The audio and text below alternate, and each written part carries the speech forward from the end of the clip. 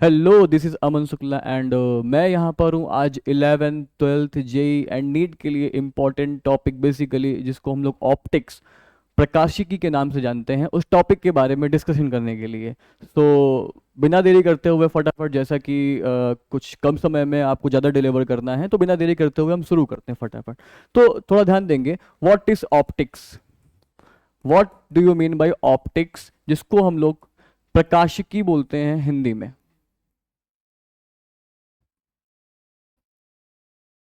This is optics प्रकाशिकी। Actually थोड़ा optics की स्टडी करने से पहले हम लोग जो स्टडी करेंगे वो करेंगे थोड़ा वेव के बारे में, थोड़ा तरंग को जानेंगे कि तरंग क्या चीज होती है, वेव क्या चीज होती है। तो let's understand what do you mean by wave, जिसको बोलते हैं तरंग। तरंग क्या चीज होती है? अच्छा, जो हम लोग लाइट जलती है, चीज़ों को हम देख रहे होते हैं, कोई बोल रहा होता है, हम सुन रहे होते हैं, ये सारी चीज़ें, और कुछ चीज़ें हमें नहीं भी दिखती हैं जैसे सिग्नल्स हो गए, ये सारी चीज़ें एक प्लेस से दूसरे प्लेस पे या फिर एक इंसान से दूसरे इंसान तक कैसे पहुंचती हैं, माध्यम क्या होता है, उस माध्यम को बोलते हैं ऊर्जा, एनर्जी बोलते हैं। तो बेसिकली एनर्जी एनर्जी एक प्लेस से दूसरे प्लेस पे ट्रांसफर हो रही होती है। बेटा, जो एनर्जी ट्रांसफर हो रही होती है वो एनर्जी एक्चुअली ट्रांसफर होती है वेव के फॉर्मेट पे, तरंग। तरंग में क्या होती है? एनर्जी। तो तरंग एनर्जी कैरी करती है, यानी कि वेव जो है वो तरंग जो है वो ऊर्जा कैरी करती है। ओके, तो वेव समथिंग लाइक दिस, सबने देखा होगा, विजुअलाइज किया होगा कि वेव कुछ ऐसे ऐसे ट्रेवल कर रही होती है वेव। अच्छा, एक्चुअली जो वाई एक्सिस पे हम लोग ले रहे होते हैं, ये ग्राफ बनाते टाइम पे हम लोग इसको डिस्प्लेसमेंट ले रहे होते हैं, जिसको हिंदी में विस्थापन बोलते हैं। और जो एक्स एक्सिस पे ले रहे होते हैं वो हम लोग ले रहे होते हैं टाइम पीरियड। ओके, एक चीज और नोटिस करना, ये वेव जो इधर एक प्लेस से दूसरे प्लेस पे ट्रेवल कर रही होगी, इसकी कुछ स्पीड होगी, इसका कुछ वेग होगा। उस वेग को हम लोग वी से रिप्रेजेंट करते हैं, उस वेग को हम लोग वी से रिप्रेजेंट करते हैं। और एक चीज और ध्यान रखना, किसी भी माध्यम में या फिर वैक्यूम पे, देखो वेव दो जगह पे ट्रेवल कर सकती है, या तो माध्यम होगा या तो वैक्यूम होगा। उसके बेसिस पे अभी वेव के कुछ प्रकार भी हैं, टाइप्स भी हैं कुछ वेव्स के, उसके बारे में भी अभी हम डिस्कशन करेंगे। फिलहाल ये समझना, एक साइकिल एक साइकिल जब वेव पूरा करती है उस डिस्टेंस को हम लोग बोलते हैं वेवलेंथ, जिसको हम लोग तरंग दैर्घ्य बोलते हैं। ओके, वेवलेंथ या फिर तरंग दैर्घ्य। तो लैम्डा बेटा क्या हो जाएगा? Distance travelled in one cycle कह सकते हो, या फिर एक और डेफिनेशन है distance between two consecutive crust and to consecutive trough. या फिर एक ये जो उभरा हुआ पार्ट होता है बेटा, इसको बोलते हैं हम लोग क्रस्ट, या फिर इसको बोलते हैं हम लोग श्रृंग, बेसिकली हिंदी में बोलते हैं श्रृंग। और ये जो डीप वाला पार्ट होता है, थोड़ा सा ऐसे गड्ढे वाले पार्ट जो होता है, उसको बोलते हैं, इसको बेटा बेसिकली बोलते हैं ट्रफ, या फिर इसको बोलते हैं गर्त, हिंदी में बोलते हैं गर्त। तो टू कंसेक्यूटिव, दो लगातार सुरंगों के बीच की डिस्टेंस को, दो लगातार सुरंगों के बीच की डिस्टेंस को, या फिर दो लगातार ट्रफ गर्तों के बीच की डिस्टेंस को हम लोग बोलते हैं, डिस्टेंस यानी कि दूरी को हम लोग बोलते हैं वेवलेंथ, यानी तरंग दैर्घ्य। क्या बोलते हैं? तरंग दैर्घ्य बोलते हैं। अच्छा, इसी को अगर वैसे बोला जाए कि एक साइकिल कंप्लीट करने पर जितना वेव एनर्जी ट्रांसफर कर रही होती है तो उसको बोलते हैं तरंग दैर्घ्य। इतनी सारी परिभाषाएं, इतनी सारी डेफिनेशंस, लेकिन कंसेप्ट समझो। कंसेप्ट सिर्फ इतना सा है, दो कंसेक्यूटिव क्रस्ट के बीच की डिस्टेंस को लैम्डा बोलते हैं, जिसको वेवलेंथ, या दो कंसेक्यूटिव ट्रफ के बीच की डिस्टेंस को लैम्डा बोलते हैं, या वेव वन साइकिल पे जितनी एनर्जी ट्रांसफर करती है उसको बोलते हैं हम लोग वेवलेंथ। एक बात और नोटिस करना, वेव अगर ट्रेवल कर रही होती है बेटा, तो क्या यहां वाला पार्टिकल उठ करके यहां आ जाता है क्या? ऐसा नहीं होता है। यहां वाला पार्टिकल उठ करके बेटा यहां नहीं चला जाता है, बल्कि एनर्जी यहां से यहां ट्रांसफर हो रही होती है। एंड ये पार्टिकल्स भी क्या कर रहे होते हैं? ये पार्टिकल बेटा टू एंड फ्रो मोशन कर रहे होते हैं, टू एंड फ्रो मोशन कर रहे होते हैं। मतलब कहने का टू एंड फ्रो मोशन का मतलब ये हो गया कि पार्टिकल क्या हो रहे होते हैं, अपनी एक मीन पोजीशन होती है, उसके आगे पीछे आगे पीछे आगे पीछे, जैसे क्लॉक होती है, घड़ी होती है, उसका पेंडुलम जैसे मोशन करता है, एक मीन पोजीशन के आगे पीछे मोशन कर रहा होता है। ठीक है, तो उस तरीके के जैसे मोशन हो रहे होते टू एंड फ्रो मोशन, वो पार्टिकल खाली रिप्रेजेंट कर रहा होता है, पार्टिकल एनर्जी ट्रांसफर नहीं कर रहा होता है। ओके, तो ये बात हो जाती है बेटा वेवलेंथ के बारे में, लैम्डा के बारे में। अब देखो होता क्या, सपोज मैंने एक सामने एक क्या कर दिया कि सपोज मैंने एक रस्सी को लेकर, दो रस्सियां मैंने ले ली है और एक पॉइंट पे फिक्स कर दिया, ठीक है। अब मैंने इस रस्सी को क्या करके रखा हुआ, बहुत टाइट होल्ड करके रखा हुआ है, इस रस्सी को मैंने बहुत लूज होल्ड करके रखा हुआ है। मैं जैसे इसमें हल्का सा जर्क दूंगा, हल्का सा जर्क दूंगा एंड इस पे जर्क दूंगा, सबसे जल्दी किस पे पहुंचेगा, ये वाले पे, क्योंकि इसमें टेंशन ज्यादा है, टाइट करके रखा है। ये तो चलो एक पॉइंट हो गया। दूसरा, मेरे ये बताने का मतलब सिर्फ इतना हो गया कि यार ये बताओ कि मैंने इसको ऐसे जर्क दिया, ऐसे एक बार ऊपर एक बार नीचे, तो एक साइकिल दो साइकिल, दो ही साइकिल प्रोड्यूस हुए। मैं इसको ऐसे ऐसे तीन बार दूंगा तो ये तीन साइकिल प्रोड्यूस करेगा। मतलब कहने का ये वेव उतनी ही फ्रीक्वेंसी ट्रेवल करेगा जितनी फ्रीक्वेंसी मैं इसको दूंगा। इसका मतलब कि जो फ्रीक्वेंसी होती है ना वो सोर्स पे डिपेंड कर रही होती है। सोर्स का मतलब बेटा क्या होता है, ऑरिजिन जहां से वेव जनरेट हो रही हो। ये बात समझ में आ रही है? देखो प्रकाशिकी पढ़ने से पहले, क्योंकि लाइट एक क्या होती है, लाइट जो होती है यानी प्रकाश जो होता है वो तरंग के फॉर्म में ट्रेवल करता है। उसके पहले हमें बेटा थोड़ा सा तरंग के बारे में नॉलेज होनी चाहिए, जो कि क्लास 11th का टॉपिक था, वेव ऑसिलेशंस एंड वेव करके था। तो हम ऑसिलेशंस और वेव दोनों को कंबाइन करके भी तुम्हें बता रहे हैं। होता क्या है, जितने भी पार्टिकल हो रहे होते हैं ये टू एंड फ्रो मोशन का मतलब होता है एसएचएम। वो पार्टिकल सिंपल हार्मोनिक मोशन कर रहा होता है, जिसको हिंदी में बोलते हैं सरल आवर्त गति। फिलहाल ये बातें जब हम उस चैप्टर की पार्टिकुलर बात करेंगे तब करेंगे, लेकिन फिलहाल के लिए ये ध्यान रखो कि जो मैं था कि सोर्स जो होता है, सोर्स की जो फ्रीक्वेंसी होती है उस फ्रीक्वेंसी से ये वेव ट्रेवल कर रही है। तो सपोज कहने का मतलब ये हो गया कि अगर इस वेव ने यहां से यहां तक एक साइकिल पूरा करा और वो एक साइकिल 0.2 सेकंड पे इसने ट्रेवल कर लिया, सपोज मान लो 0.2 सेकंड पे इसने क्या करा, एक एनर्जी ट्रांसफर करी, तो मुझे एक चीज बताना कि एक सेकंड पे ये कितनी फ्रीक्वेंसी होगी इसकी, एक सेकंड पे कितने ही लूप बना लेगा। यानी अगर 0.2 सेकंड टाइम पे इसने एक लूप बनाया हुआ है तो एक सेकंड पे कितने लूप बनाएगा, ध्यान रखना, that is 1/t। This will be frequency, frequency 1/t को बोलते हैं बेटा। तो यानी एक सेकंड की अगर मैं बात करूं, ये 0.2 सेकंड की मैं अगर बात करूंगा, 0.2 से डिवाइड लगाना पड़ेगा मुझे, 1 0.2 equal to f, f is equal to हो जाएगा बेटा 5। Okay okay. और एक चीज नोटिस करना, क्योंकि मैंने लैम्डा की बात करी, मैं दूसरी स्लाइड ले लेता हूं।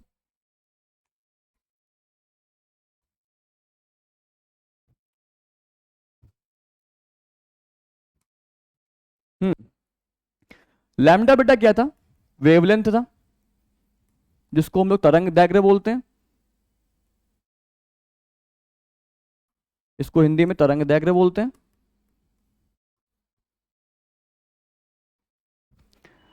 बेटा वेलोसिटी यानी वेग, किसका, तरंग की बात कर रहे हैं, सिर्फ वेव की बात कर रहे हैं अभी हम, सिर्फ किसकी बात कर रहे हैं, वेव की बात कर रहे हैं। ओके। एंड एफ क्या होती है, फ्रीक्वेंसी, जिसको हिंदी में बेटा आवृत्ति बोलते हैं। एफ क्या होती है, फ्रीक्वेंसी, जिसको हिंदी में क्या बोलते हैं, आवृत्ति बोलते हैं। ओके। तो होता क्या है, तुम लोगों ने फॉर्मूला पढ़ा होगा, time is equal to distance upon speed, समय बराबर दूरी बटे चाल। ओके, समय बराबर दूरी बटे चाल। उसके हिसाब से अगर मैं बात करूं आपसे, टाइम टी हो गया, डिस्प्लेसमेंट या डिस्टेंस लैम्डा हो गया, और वेलोसिटी वी हो गई। ओके, यानी लैम्डा इज इक्वल टू बेटा क्या हो गया, मैं यहां लिख रहा हूं, लैम्डा इज इक्वल टू हो गया वी टी। ओके, अब अगर मैं टी को यहां लेकर के आ जाऊं,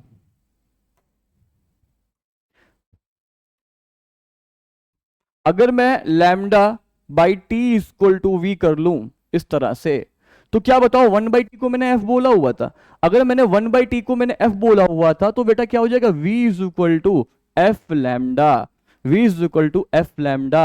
और ये सारी बातें वैक्यूम के लिए सही साबित होती हैं, क्योंकि देखो होता क्या है, एक और चीज थोड़ा डिस्कशन कर लेते हैं। जब मैं वैक्यूम की बात करता हूं,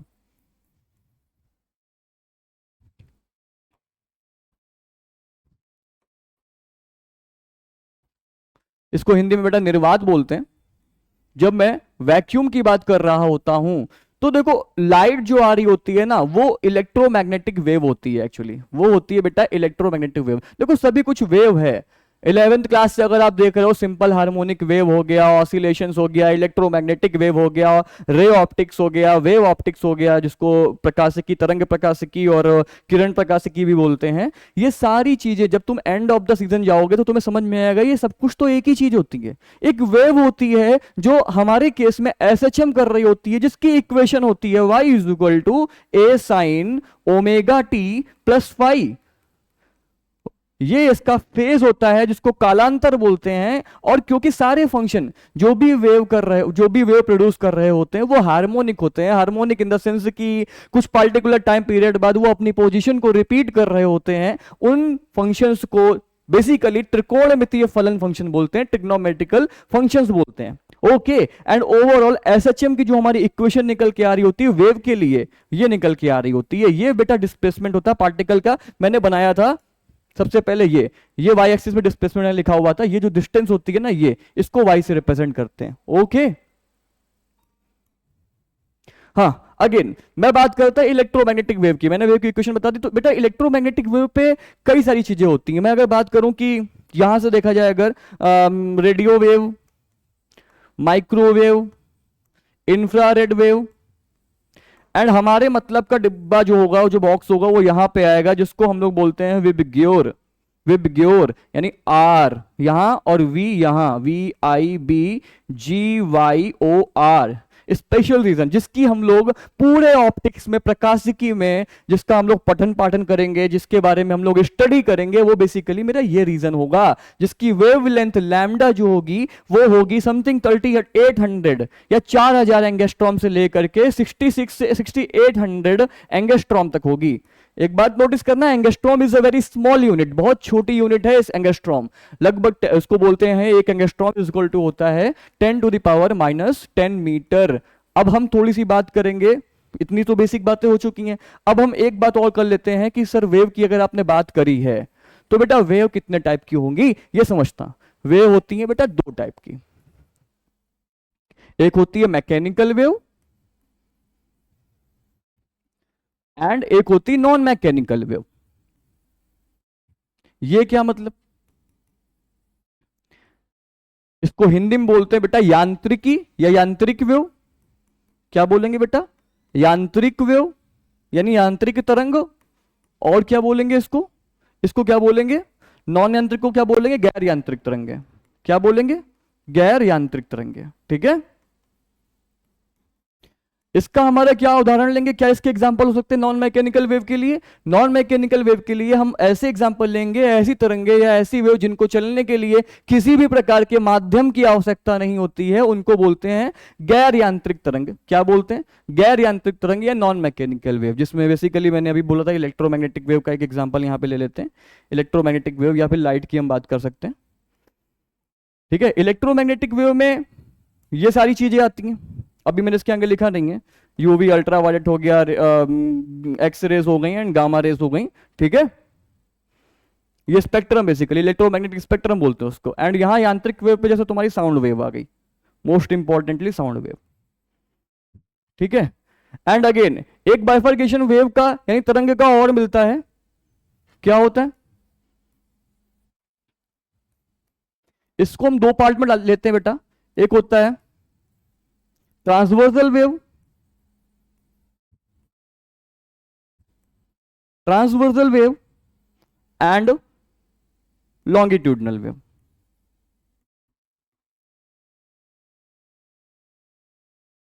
जिसको आपने अपने हिंदी मीडियम वाले जो बच्चे हैं उन्होंने अनुप्रस्थ तरंग और अनुदैर्घ्य तरंग के नाम से पढ़ा होगा। ओके, जिसमें इस वाले को ट्रांसवर्सल वेव वाले पार्ट को हम लोग बोलते हैं अनुप्रस्थ तरंग, if I am right. Longitudinal को बोलते हैं अनुदैर्घ्य तरंग।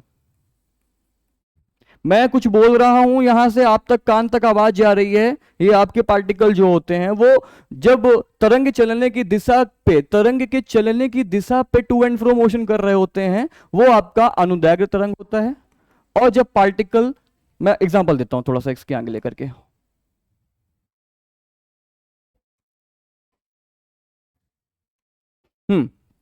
यही भी बात कर लेते हैं।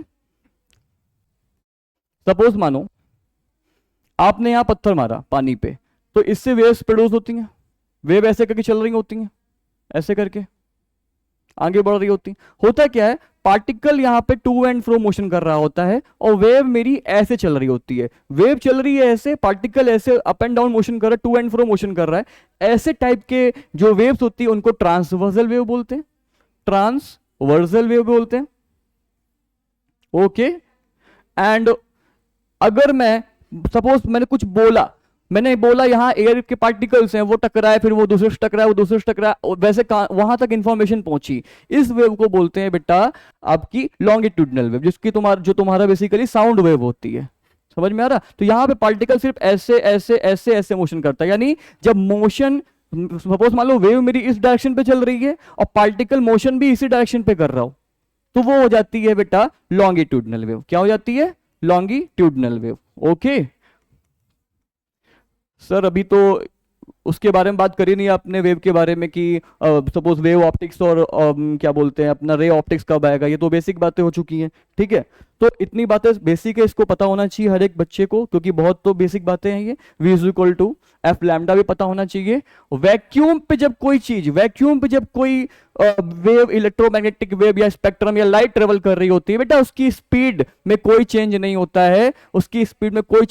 है, क्यों नहीं होता है? क्या मतलब सारी वेव्स एक ही फ्रीक्वेंसी कैरी कर रही होती हैं? नहीं,